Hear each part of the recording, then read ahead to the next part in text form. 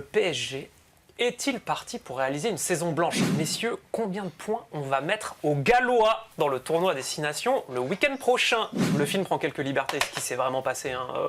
Ils n'étaient pas tout près de la médaille. Bonjour à toutes et bonjour à tous, bienvenue dans 20 minutes Arena. On est ravis de vous retrouver pour un nouveau numéro de notre émission sport sur l'antenne de 20 minutes TV. Et je me dois, évidemment, pour commencer cette émission, de féliciter Antoine pour sa très belle performance à la présentation lors de la dernière émission. J'ai regardé ça, et un remplaçant de grande qualité. Et je dois dire qui, ai-je entendu dans les couloirs de la rédaction, aspire à ne pas rester à ce poste de joker. Si, totalement. Et à devenir numéro 1. Je te laisse ce poste avec grand plaisir. Je ne serai qu'un vulgaire Marcos Serra sur le banc du PSG, à l'époque des grands ducs. Je sais que vous l'aimez bien celui-là, c'est le jeu du plus ou moins. Ah, avec les pas de buzzer. Transferts du mercato. Et non, pas de buzzer, car j'ai ceci pour vous, évidemment. À tour de rôle, je vous donne un nom de joueur qui a été transféré pendant le mercato d'hiver. Les deux autres, vous. Celui que j'interroge me donne un chiffre. Ouais. Ce mercato d'hiver. Ouais, ce mercato d'hiver. Et les deux autres disent s'ils pensent que c'est plus ou moins. Ouais. Ça va être au pif. Moi, je suis occupé à faire du journalisme, pas surveiller le mercato. Oh, il y en a dont on a pas mal parlé quand même. Vous allez voir. Ademola Lookman, de l'Atalanta à l'Atlético Madrid. Allez, un petit 35 millions. 35 millions. C'est pas mal, mais je dirais quand même plus, moi aussi. Hein. Un peu plus. Un peu plus. C'est plus, mais franchement, en fait, c'est 35 plus 5 de bonus. C'était vraiment, c'est 40. En vrai, je suis obligé Et de s'il donner les le a point. pas, ces bonus, on me rendra mon point? Oui, on te rendra ton point. Non, mais c'est les bonus à la con. Atlético fait un truc de même. Oui, non, mais ça, c'est des bonus atteignables, Ok, d'accord. a priori. Mais belle petite recrue pour Atlético. Oui, en pour le effet, coup. il a commencé par un super match. Ouais. La numéro 2, donc, c'est pour William. Ah, maintenant, Lucas Paqueta. Transféré. Transféré au pays. Il est rentré au pays, Je sais même pas. à Flamengo. J'allais dire transféré au bureau de tabac le plus proche. 28 ans, une bonne cote quand même. Beau joueur. Ouais, Mais beau joueur, mais Belle cote. Ouais. Belle cote. Gros joueur. Belle cote, Ouais. gros joueur. j'allais dire justement qu'il avait été un peu enquiquiné par des histoires de Paris en Angleterre, et c'est peut-être légèrement pour ça qu'il est parti, 15 millions. qu'il est rentré. Et c'est vrai que donc Flamengo, donc 15 millions, c'est plus, ouais, c'est plus. Ah, je me suis dit que ça 27. allait dévaluer. 27, toi tu dirais quoi? Juste comme ça, J'aurais dit t'as le 30, point Antoine. 30. 42. Ah, Non, mais c'est scandaleusement cher. Record Mais pour un club Flamengo, ils ont brésilien. l'argent, Ils ont Bah, battu, ouais. ouais, ça y est. Oui, plus Comme gros. les clubs turcs qui lâchent des. Record pour un club brésilien, cet achat. Vous comptez vos points. Hein. C'est sûr. Toi, Ouais, 2 ouais, points ouais. déjà, 1 point. 4 points pour moi. C'est non, William. J'ai essayé. Antoine. Oui. Georges Ilenikena. Lui là, de Monaco, qui est parti à Al Ittihad, en Arabie Saoudite. Allez, 20 millions. Il a 19 piges. 20 millions. Ah, c'est pas mal, je pense. Ah ouais, moi j'allais dire 17, je tente le moins. C'est pas mal. Je tente le plus. C'est plus. Ah, mais ouais, c'est l'Arabie. Ouais, 33. Combien 33 millions. Ah, mais Non, c'est mais- scandaleux. bordel. Mais que c'est tu veux faire une scandaleux. plus-value, tu- On en a quand même pas mal parlé, parce qu'il y a aussi le René Meïté qui est parti 30 millions en Arabie Ah, Saoudite. il est parti pareil, aussi, pendant le Maïté. mercato. Putain, Ouais. beau joueur de Ligue 1 et très jeune. Ouais, Ouais. vas-y, casse-toi. Lui, quoi. nul. Oui, lui est nul, mais l'autre, c'est triste quoi. On va L'autre, lui c'est dire en vraiment face. triste. Ouais, il peut pas. Il est Ça fait, en tout cas pour les deux, ça fait cher le but. Oui. On peut le dire, mais ouais. Bah, gros transfert. Comment tu peux choisir acheter Un point pour William quand même. Non, t'avais dit. Si, t'avais non, dit j'ai plus. dit, il est bon, T'avais il dit est plus. bon. Jürgen Strand Larsen Bah oui. de Wolverhampton à Crystal Palace. Ah, ça sent un truc cher ça. Ah, C'est en première ligue Ça, et, c'est les transferts et c'est première ligue à la norvégien. con, là. Attention, ça peut valoir. Ah ouais, mais non, tu me fous le doute. Ça n'ira pas au-delà de 45. Ah, j'allais dire 45. Ah, j'allais dire Putain, 45. j'allais dire 45. Eh bah démerdez-vous. Eh ben, je dis allez-y. moins. Putain, moins, Ah un ouais, peu ça va être moins. 42. Je sens Ça va être genre que c'est 42. Je suis 40 même quasi certain que c'est Entre 42. 40 et 45. Non, c'est plus. Oh, putain, mais c'est scandaleux. Yes. C'est scandaleux. 50. Ouais, ouais. 50. Jamais de la vie. Jamais de la vie. Putain, ça, c'est- Mais bien sûr, bien sûr. le transfert le plus, alors, voilà, transfert le plus cher de son histoire pour Crystal Palace. Et Ouais. ce qui est drôle, c'est que quand même il l'achète en se disant on va vendre Mateta au ouais. Milan. Et dernier jour, Mateta, Et il passe pas la visite médicale et du coup Comme il se retrouve personne. sur le dos avec. tout le monde. Ils ont fait des investissements et Mateta qui est encore là. Vraiment savoir son ratio de but parce que j'ai jamais entendu Il a parler une de ça. bonne gueule en foot, ouais, 2 dans la saison. Quoi. Ouais, on va le retrouver donc à la Coupe du Monde prochaine. Ouais, c'est vrai, On Ça va va régaler. Ouais, Ok, pas de points. Bien joué, Émeric. Un point pour Émeric, du coup, parce que quand les deux autres ont tort, c'est un point pour celui qui a... un qui a tort. Enfin, Ah non, quand il y en a un qui a raison, Oui, au moins ok. un. Tu prends c'est un pas point. de points. Voilà. Voilà. Bah oui. Ok. William, Robinho Vaz. Parti à l'AS Rome. Je crois que je l'ai. Je l'ai pas du tout. Je l'ai pas du tout. Essaye, c'est le 18, 19. Non, bah tu me donnes Ne l'écoute pas. 35. 35. Ouais, sans 25. sans hésiter, 25. c'est moins. C'est 25. Vous êtes sur du tout. Ouais, C'était je l'avais 25. pas, je l'avais pas. Très bel exemple de la gestion football manager encore de Pablo Longoria qui s'est dit oh là là, il veut pas trop Et de l'argent prolonger, qui achète on un sait mec pas. lambda à 25 millions. Ouais. Comme... Bah, Non, mais Lambda, je sais pas. Quand même, pour une fois qu'il y avait un mec qui sortait du centre de formation Oui. de l'OM, Ouais, ils mais se c'est disent ça. ah tiens, et si on le vendait alors qu'il a 18 ans. Mais bon. Le petit prince du Vélodrome, Ouais, tu aurais c'est pu ça. en faire. On continue avec les Allez, petits faut jeunes dont l'avoir. Pablo n'a pas grand chose à faire. Daryl Bacola. Parti à Sassuolo, évidemment. 25 aussi. 25. J'ai à 18. Ouais, c'est moi. C'est moi. C'est même pas 15 même. C'est 10. Ah ouais. Ah oui, Ouais, ok. c'est 10. D'accord. Là, il n'y avait pas forcément de. en même temps, mais c'est c'est pour. Sassuolo, Ça va. 25. Ouais, mais bon. Encore un petit jeune qui part, bon, c'est pas grave. Rip. Ils font n'importe quoi, les Marseillais. Antoine c'est Semenyo de Bournemouth à Manchester City. 52 millions. 52, Il est fort, il est c'est fort. plus. Et c'est. Ah, je sais pas. Allez, pour me démarquer, je vais dire que c'est un peu Et c'est moins. moins, c'est plus, Ah oui. c'est bien plus. 70, 72 millions. Ah, ouais. C'est vrai le qu'il y avait un transfert but. de l'hiver. Le transfert de l'hiver. Il a bien commencé, hein, d'ailleurs. Il met, j'avais noté, impliqué sur 5 buts lors de ses 5 premiers matchs avec City. Comme on peut le voir là, il est content. Pas mal, ouais. Voilà, on mais pourrait ouais, penser que- Ghanéen, international ghanéen. Oui, alors, bon. Pourquoi sur Chavis Parce qu'il est en dessous du d'accord, cul je et voyais vraiment, pas. il est chimique, 72. hein. Antoine, tu es le Oui. seul à marquer là-dessus. Tout à fait. Allez, dernier tour toujours. William. Attention, plus compliqué. Patrick Zabi de Reims au Patrick PFC. The B. quoi. Le transfert a été officialisé là. Il sera effectif l'été prochain. C'est De une petite Reims précision. au PSG. De Reims au PFC. Au PFC, oui, au PFC. 6 millions. Donc, Oui, évidemment. joueur de Ligue 2. Je pense que c'est 20 ou 17, moi. Ah ouais 25 Ah, Mais putain. c'est Le scandaleux. mec, il est arrivé l'été dernier seulement en Ligue 2. Il vient directement de Côte d'Ivoire. Il a joué 6 mois, transféré 25 millions au PFC. Mais annoncé comme un phénomène, milieu de terrain, C'est le football. avec un gros avantage. On verra ce que ça donne en Ligue 1 l'année prochaine, mais 25 millions ils ont mis. C'est Et terrible. le dernier, parce que j'avais envie, Ah, Max. Alan Saint-Maximin Ah, pour Antoine. 0. Et oui, il n'est pas tombé dans le piège. Il est Allez, fort. bravo. Il est fort, il est fort, il est fort. C'était gratos, c'était juste pour souligner le très bon travail de C'était- Jean-Louis Bah ouais. Lec. Quand j'ai vu arriver sur sur zéro miam. Non, Incroyable. mais c'est fou, incroyable. Complètement dingue. Ce club, Bon. ce club, ce club. Messieurs, combien de points on va mettre aux Gallois dans le tournoi à destination le week-end prochain? Parce que oui, bah, vous aurez noté, je suppose que la France a battu l'Irlande la semaine dernière, ça n'a échappé à personne, c'est bon.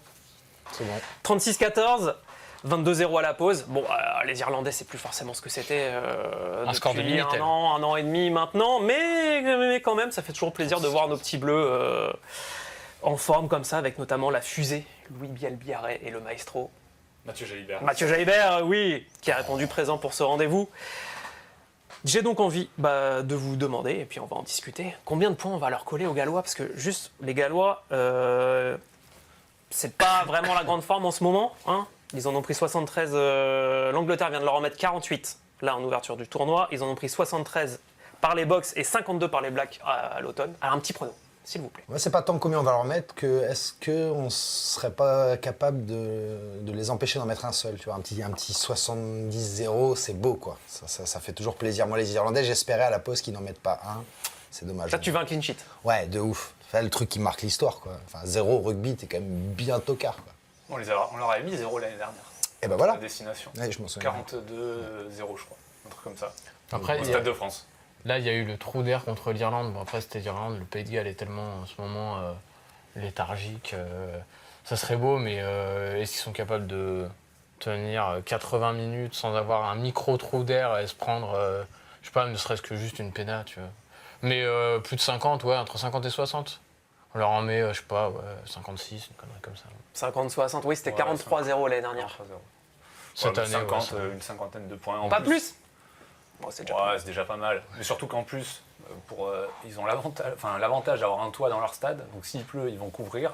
Du coup, ça va favoriser les Français pour jouer bien comme il faut et pas comme face à l'Irlande Ils ont très bien joué, mais ça pleuvait à fond et on a quand même mis une tripotée aux Irlandais. Donc face aux Gallois, ça va être encore un beau charnier, quoi.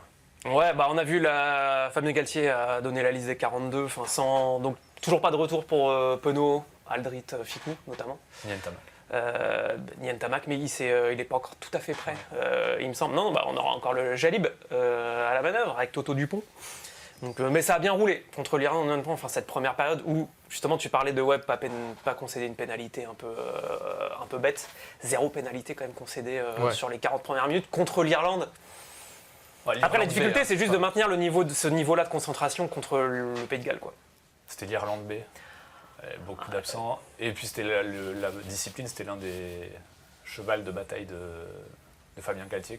La tournée de novembre a été catastrophique de ce point de vue-là, sur la discipline. Et du coup, c'était le gros objectif de ne pas avoir trop de pénalités. Ce qui a été bien réussi face à l'Irlande. 4 au total. C'est fort, hein, sur un match où les conditions de jeu sont compliquées et tout. Tu vois, tu peux rapidement faire des fautes un peu cons avec un ballon qui part en avant, tu te laisses échapper et tout. C'est propre, hein, comme feuille de stats. C'est pas mal. C'était Olivon qui nous faisait rire dans la zone mixte du Stade de France jeudi. On commence à le lancer sur l'indiscipline. Et justement, c'est 0 pénalité en première période. Il fait « Ouais, on en avait parlé, reparlé, reparlé et reparlé pendant 10 jours. » Le mec était complètement saoulé. Galtier devait être là avec sa petite trek en train de taper tout le monde. Ouais, bah ça... il a raison, ça paye. Et puis oui, comme parlait Antoine, vu la tournée, la fin d'année catastrophique, j'ai du mal à croire qu'ils se relâchent. Tu sens qu'ils sont quand même dans une quête de... Ils savent qu'ils sont ultra favoris et ils ont envie de le montrer. Donc, peu importe quel va être l'adversaire, il va falloir être comme ça à chaque match. Et je pense qu'on va avoir encore du beau spectacle et du sérieux. Et du sérieux. Et du sérieux. Ah ouais. Et sur la charnière, quand même, Jalibert Dupont, c'était un petit peu... Ils ont déjà joué ensemble, évidemment, mais... Non, mais surtout, ils se sont répartis les tâches, sachant qu'avant, le rôle de dynamiteur, en gros, le rôle de joueur, c'était vraiment pour Antoine Dupont. Et là, il a plutôt partagé les ballons avec Jalibert. Et du coup, ça s'est bien trouvé. Jalibert a marqué son petit essai, il a fait son petit par-dessus un moment pour amener l'essai d'Olivon. Franchement, c'était pas mal. L'Angleterre, donc c'est le gros morceau. Le seul autre gros morceau qui reste, ce sera en toute fin de tournoi. On verra, mais Nientamac sera dispo a priori. Ouais. Historiquement, l'Écosse, c'est toujours le match où tu peux paumer bêtement. Ouais, mais là, c'est l'Angleterre qu'on attend. Oui, il faut jouer l'Écosse. Mais... Les Écossais, le truc, c'est que tu les attends jamais. On verra. Quand Nientamac sera là, les choix de Galtier, quand même, c'est là où on verra ce qu'il en est exactement. Alors oui, il y a eu cette manita collée à l'OM le week-end dernier, mais franchement, qui n'aurait pas mis 5-0 à cet OM-là? Je vous le demande. On a vu le FC Nantes d'Antoine Camboiré venir avec plus d'ambition au Parc des Princes. Mais on n'est pas là pour parler des Olympiens. On est là pour parler du PSG, donc un peu branché sur courant alternatif depuis le début de la saison. Quelques très grands matchs qui peuvent laisser penser que la machine à broyer de la saison dernière est de retour.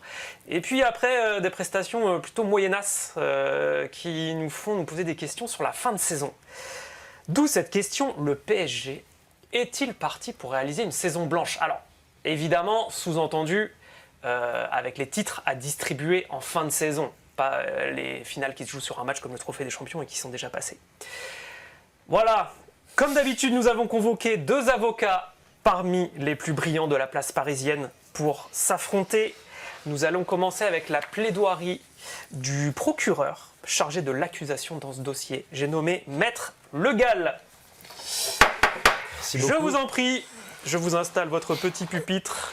Vous pouvez au moins faire ça, vous avez repris la moitié de mes arguments dans le début de votre chronique, ce qui est toujours un plaisir. Pareil, on est ensemble. Force. Yeah.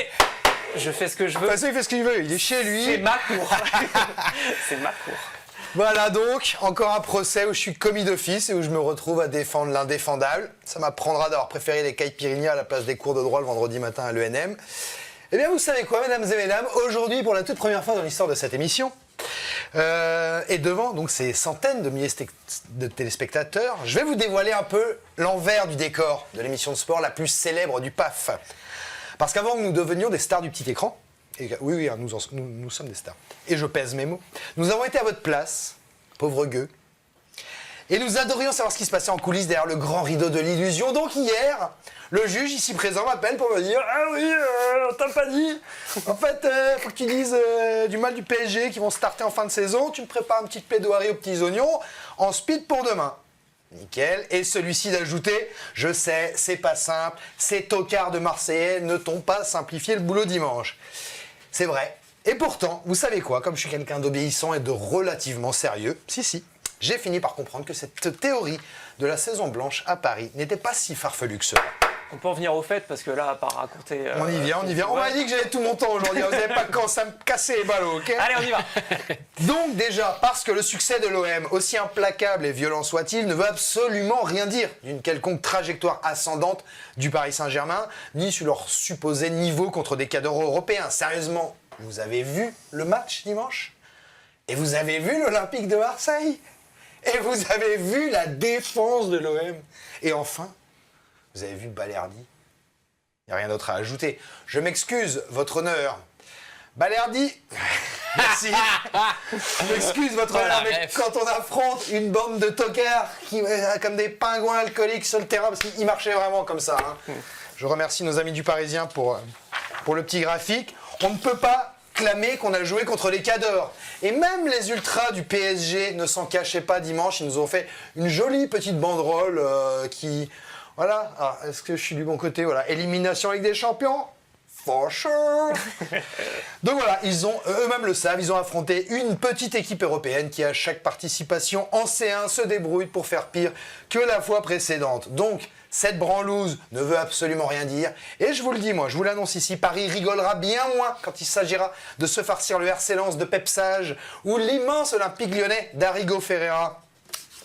J'entends que le PSG monte en puissance, qu'il avait tout prévu, que c'est exactement à ce moment de la saison qu'il allait être au rendez-vous. Mais je vous rappelle qu'à chaque fois, et ça je remercie le juge d'avoir utilisé cet argumentaire, à chaque fois qu'il nous a donné la sensation d'aller mieux, de monter en puissance, il s'est fait dessus dans la foulée. Par exemple, un exemple.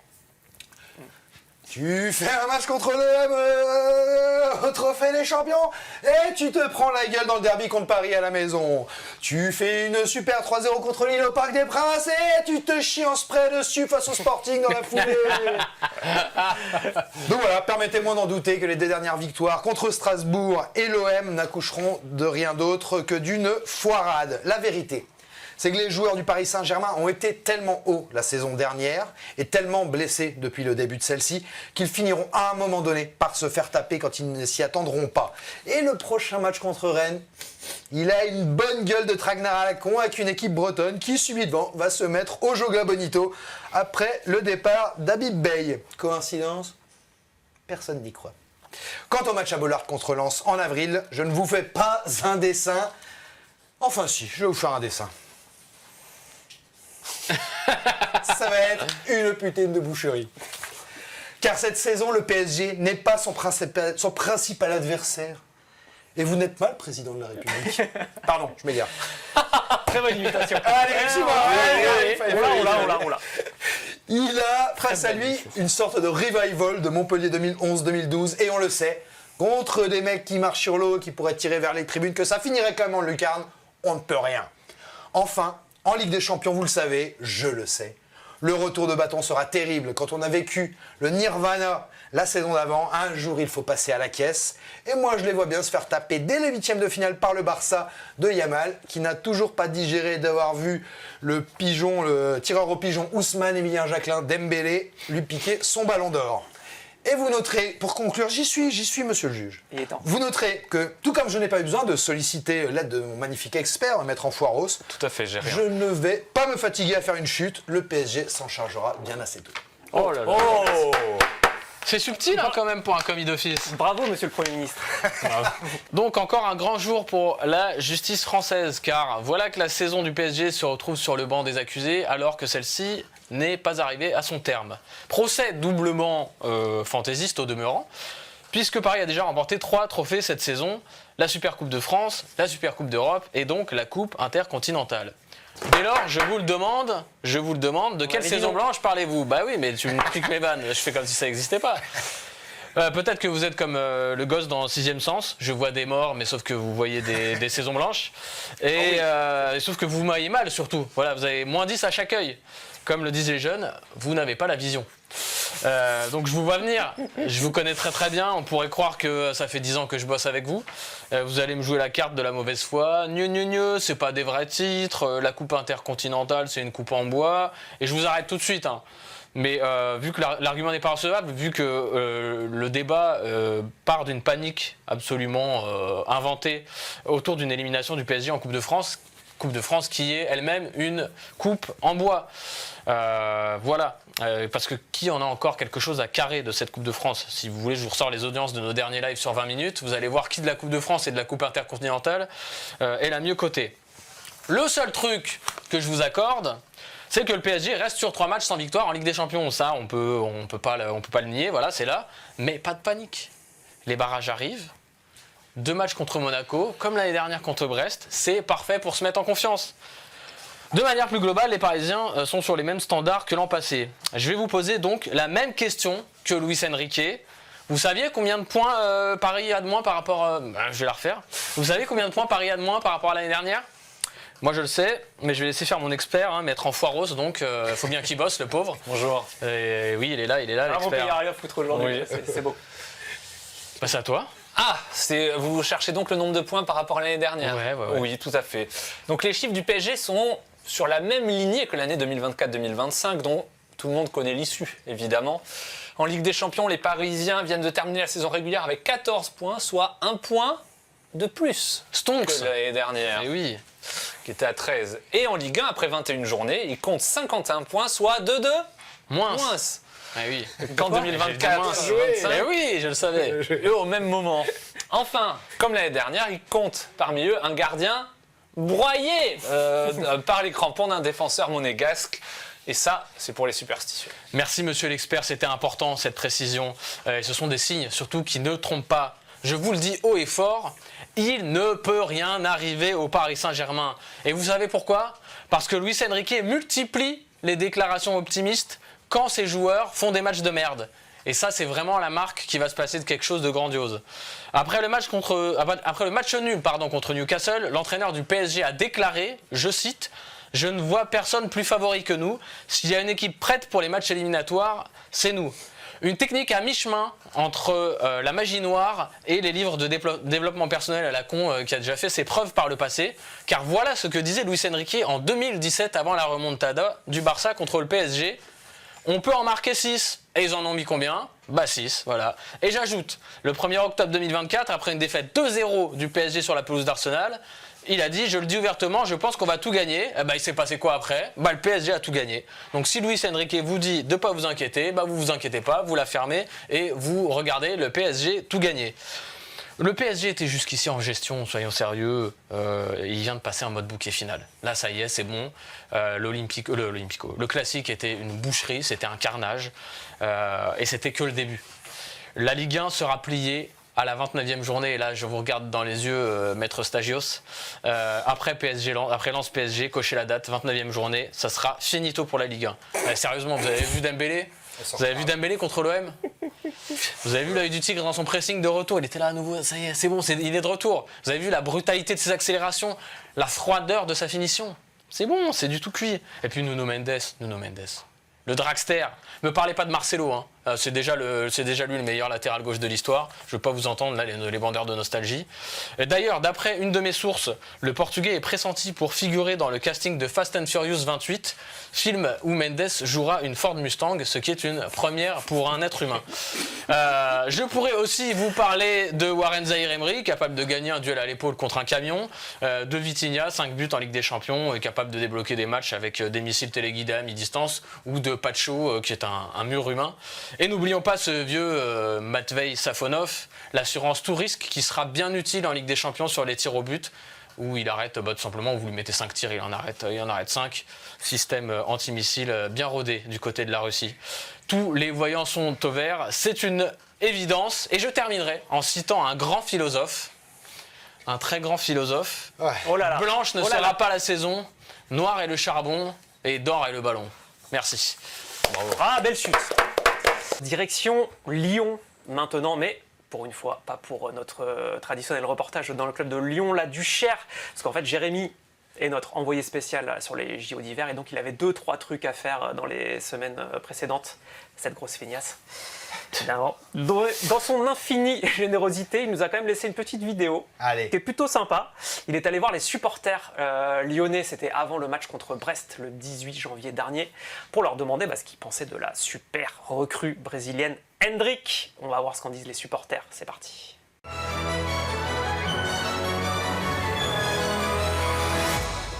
Noël est en avance. On présente, c'est la première fois qu'il y a un joueur comme ça du coup à l'OL qui vient, et du coup c'est un plaisir qu'il y ait des joueurs comme ça de cette classe mondiale qui viennent justement du coup jouer au Groupama Stadium. Je crois que c'est la première fois qu'il y a une hype autant sur un joueur, je pense. Ça change de sacré nom, on va dire. Ça change, c'est un joueur qui donne de l'envie, qui a la classe, qui a quand même de l'humilité, et du coup c'est important d'avoir de l'humilité et de donner pour le club en tout cas. On voit qu'il respecte le club et ça fait plaisir. Déjà dès la première frappe, c'était impressionnant. Il a mis une frappe vraiment audacieuse. Bon, c'est ce qu'on lui reproche, je pense, au Real Madrid, mais nous à l'OL, on veut des joueurs qui tirent comme ça, qui sont audacieux et qui sont prêts à mettre plein de buts cette saison. Si ça devient une star, au moins on saura que chez nous, il est passé par chez nous et on l'a aidé justement à se relever et à devenir un meilleur joueur. De base, j'y croyais pas trop, je pensais que c'était juste des rumeurs. Et quand je l'ai vu, parce que du coup je suis aussi pour le Real, j'étais un peu sur un nuage, genre j'y croyais pas. Et après je l'ai vu jouer son premier match face à Lille et son premier but, j'étais comme un fou. J'ai réveillé tout le monde, j'ai crié, voilà, c'est incroyable pour Lyon. C'est un coup sportif et marketing, donc je suis trop heureux. J'hésite quand même à acheter son maillot parce que ça reste un grand joueur. Mais parce qu'on va s'attacher à lui, mais dans 5 mois il part. Parce que justement, il coûte trop cher pour qu'on l'achète. Endrick, ça représente un peu les ambitions de l'OL malgré les contextes qu'il y a pu y avoir cet été. Moi, la Ligue Europa, moi j'avoue que cette saison, avec le contexte, justement, j'avais pas beaucoup d'exigences par rapport à Lyon. C'est un club que je suis depuis que je suis petit. C'est surtout une représentation du club, ce maillot pour moi. C'est leurs ambitions et le fait qu'ils, dans leur tête, c'est pas mort pour le club en fait.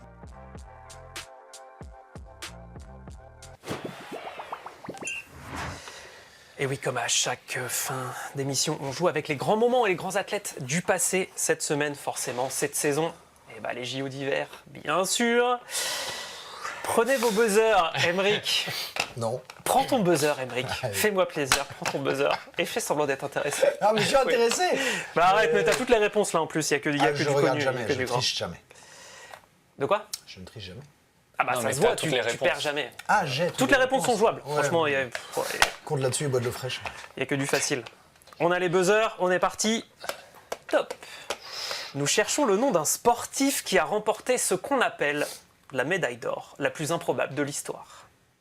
Vous ne l'avez pas? Je pensais que ça suffirait. Si, c'est en Il est- short track, tout le monde est C'est tombé. William qui a Ouais, buzzé, mais non, oui, Antoine. mais j'ai pas le nom en fait, j'allais faire comme toi, j'ai pas son. Bah, le gars du short track, quoi. Ah si, Durbridge. Bridge. Il n'y a pas... Ça commence par un B. Bradbury. Bradbury. Oui. Ah, quand même. Steven Bradbury. Aymeric? Ouais. Ouais, ça te dit quelque Je m'en chose? souviens, mais Vous vous souvenez? Quart de finale. Donc c'était à Salt Lake. En 2002, quart de finale. Il termine 3e, il y en a un qui est disqualifié devant lui, du coup il passe. Demi-finale, tout le monde se vautre avant lui, il passe la ligne. Rebelote en finale. Tout le monde tombe dans le dernier virage, dans les très grands favoris, et lui il arrive comme ça. Je suis champion olympique, les gars. C'était le premier champion olympique issu de l'hémisphère sud, quand même. Et c'est un mec important puisqu'il est rentré dans le langage commun là-bas en Australie quand on dit faire une Bradbury, c'est-à-dire il y a un une événement vachette, totalement improbable qui se passe. Voilà. On a dit faire une DD. Exactement. Avec son petit matou. Exactement. Un point William, je l'accorde. Niveau facile toujours. Trouvez-moi maintenant cette histoire mythique des Jeux de Calgary 88. Quel pays a présenté pour la première fois des athlètes aux JO d'hiver et dans quelle discipline? C'est facile ça. La Jamaïque, bobsleigh. Ah oui. Ah bah oui. J'ai dit niveau facile toujours. Hein, Non, mais le bob, j'ai oublié que c'était aussi vieux que ça. le bob jamaïcain avec le film Rasta Rocket, évidemment. C'est pas le film prend quelques libertés, ce qui s'est vraiment passé. Hein. Ils étaient pas tout près de la médaille avant de se vautrer. Il faut dire, ce qui est. Il était pas quoi? Non, rien. On Donc, chante. ok. Un point Antoine. Numéro 3. Pourquoi l'épreuve de patinage artistique femme des Jeux de Nagano en 98 est-elle restée dans les mémoires? Surya Bonali qui a fait un Salto. bac. Je t'écoute, Antoine, vas-y. Surya Bonali a fait un saut à l'envers et c'était interdit, illégal. Voilà, donc c'est resté dans les mémoires. Et aujourd'hui, on a un Américain, Malinine, je crois, qui a Oui, fait ça. Et dans- tout le monde applaudit. Tout le monde applaudit. Et sachant que notre Français aussi, Adam Siaominfa, l'a fait aussi. Et avant que ça soit autorisé. Exactement, on appelle ça un salto juste. Salto, pour- pardon. Mais Désolé c'est pour exactement les ça. patinistes. Mais oui, Surya Bonali, la surdouée rebelle du circuit, beaucoup trop en avance sur son temps. Qui Et- présente aujourd'hui une émission de télé-réalité. Ouais, alors quand même pour le savoir, les années d'avant, les JO de Nagano, elle fait 3 fois d'affilée deuxième au championnat du monde, alors qu'elle aurait dû vraiment en gagner au moins un, mais bon, une patineuse noire, tout ça, Ouais, tout ça. très clairement, Très c'est- clairement à l'époque, Faut c'est dire pas les trop passé. termes, c'est de la Et discrimination. donc ça, c'est sa pure dernière et simple. compète à Nagano. Elle se dit, j'en ai plus rien à faire. Donc elle balance son salto arrière et elle a fini. Le public était comme un dingue et tout, et elle a fini 10e parce que les juges ont dit non, non, non. C'est interdit. Ouais. Mais bon, elle voulait faire avancer son sport, ce qu'elle a réussi à faire au final. Donc, Elle est restée encore plus dans l'histoire grâce à ça. c'est un deuxième point donc pour Antoine. Passons à la 4e. Je veux maintenant les noms des slalomeurs qui font 1 et 2 en 2002 à Salt Lake City. Des slalomeurs français. Jean-Baptiste Grange et. C'est l'autre, je l'ai aussi. C'est non, déjà. Non, Jean-Baptiste Grange en 2002. Antoine, Putain, c'était. c'est un prénom composé aussi. Pour l'un des deux. Vous n'avez pas cette course avec les commentaires de Christophe Josse à l'époque sur France Télé. Faut lâcher les chiens, Bastoun. Faut lâcher les chiens. Ça, c'est celui qui fait deuxième. Bastoun. Je l'ai pas. Bastien. Ah, vous l'avez pas. On va mettre la photo. Est-ce que vous les avez? Eh oui. Jean-Pierre Vidal. Vidal Là, est le père d'un des athlètes Amiez. actuels. Sébastien Amiez. Eh oui, Voilà. on l'avait. Non, ça vous dit rien Si, ça si. Mais... Tu sais, les commentaires de gens. Non, les Moi, commentaires. vraiment, dans mes souvenirs, c'est ça et les commentaires sur la dernière ligne droite de Defran face à Björn Dalen en 2006. Ah, ça, Enfin, c'est oui. les plus gros. En termes de souvenirs de vieux JO, c'est ce qui me reste. Mais bon, allez, pas de points pour personne. En parlant de médailles françaises, qui est l'athlète tricolore le plus titré de l'histoire des JO d'hiver? Martin Antoine Fourcade, 6 médailles. Martin Fourcade, 6 titres, en effet, plus une médaille d'argent. 6 titres dont Ça, c'est la vous vous souvenez Mastart. La Mastart, La Mastart à Pyeongchang, où il gagne au sprint. face à Schemp, Ouais. à la photo finish, Avec un des moments de dernière ouf. balle qui foire, il se fait un peu dessus. Ouais, je m'en souviens. Tout à fait. Et en fait, d'ailleurs, Fourcade, c'est l'athlète tricolore le plus titré hiver et été confondus. S'il parce pouvait que juste arrêter de faire des pubs insupportables à la télévision. exactement, Martin. On le remercie. Écoute, parce que le deuxième, c'est C'est tout Jean-Claude confondu. qui- Non, tout confondu été. C'est pas Il y a Riner. Riner à 5 en fait. Oui, voilà. Riner à 5. Et sinon, sur le jeu d'hiver, c'est Jean-Claude Killy à 3. Et QFM à 3 aussi maintenant. Peut-être Bravo. 4, Avec 6. Allez, on repart à l'intérieur. Émeric, tout va bien? Non, un plaisir. Non, mais ça te parle ce qu'on dit à peu près là. Pas du tout, mais moi, On parle. mais en fait, ça me fait chier. T'as pas du tout de culture J'ai JO zéro d'hiver. mémoire, je me souviens même pas des matchs du PSG d'il y a 6 mois. C'est une réalité, c'est probablement un Alzheimer précoce, ça me fait pas trop rire, donc on va arrêter de se foutre de ma gueule. maintenant, Je me fous de ta gueule. Je te demande si ça te parle. Même pas. Pas de souvenir. On repart à l'international avec un scandale en marche des JO de 94 à Lillehammer qui a marqué l'opinion publique. Un scandale mêlant violence et rivalité sportive qui s'est déroulé donc aux États-Unis. L'affaire implique 2 athlètes féminines Tonya Harding, et Nancy Kerrigan. oui, il est fort. Kerrigan, Harding, une affaire Diallo oui, avant l'heure. Parce qu'en fait, l'histoire c'est que quelques jours avant les épreuves de qualif qui sont avant les Jeux, Kerrigan, qui est un peu la petite princesse du patinage américain, se fait défoncer les genoux à la barre de fer. Et il se retrouve que c'est l'entourage de Harding qui est impliqué, qui a commandité le truc. Pas mal. Donc évidemment, quand on sait ça, ça devient un déferlement médiatique, scandale, tout ça. Et finalement, elle peut faire les Jeux quand même, Kerrigan, et elle fera 2e. Alors que Tonya Harding... En fait, elle, c'était la petite princesse venue d'un milieu bourgeois et tout, et Tonya Harding, c'était qui avait été battue dans son enfance, enfin, voilà, un peu enfant terrible. Donc en fait, tous les opposaient, quoi. Il y avait aussi ce storytelling-là autour de cette histoire. Et finalement, Tonya Harding fait 8e. Jeux Olympiques. Ouais, Donc, bah, finalement, il y a une logique. justice Le karma. Compliqué. Ouais, dans cette histoire. Et ça donnait un film d'ailleurs, je sais pas si vous l'avez vu. ouais moi, Tonia. Tout à fait. Allez, 7e. Avant-dernière.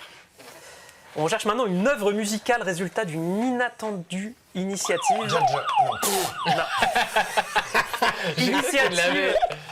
Initiative inattendue de la part d'une figure du monde des médias connue uniquement des spécialistes des sports d'hiver. Enfin, ça, c'était avant les Jeux de Nagano, car les Guignols sont passés par là ensuite. Je veux le nom de cette personne et le nom d'une œuvre musicale qui je l'ai lui a pas. titré. Les Guignols, 88 Nagano, Ah, j'avais 10 ans. un reporter de France Télé Gérard Roll. qui a connu son heure de gloire.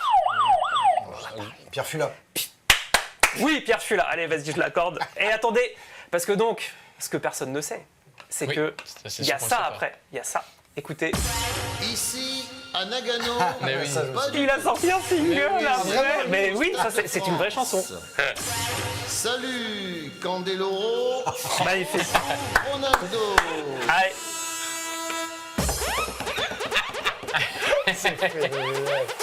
on va terminer là-dessus sur un point pour Emeric. Et sur cette très très belle œuvre de Pierre Fula.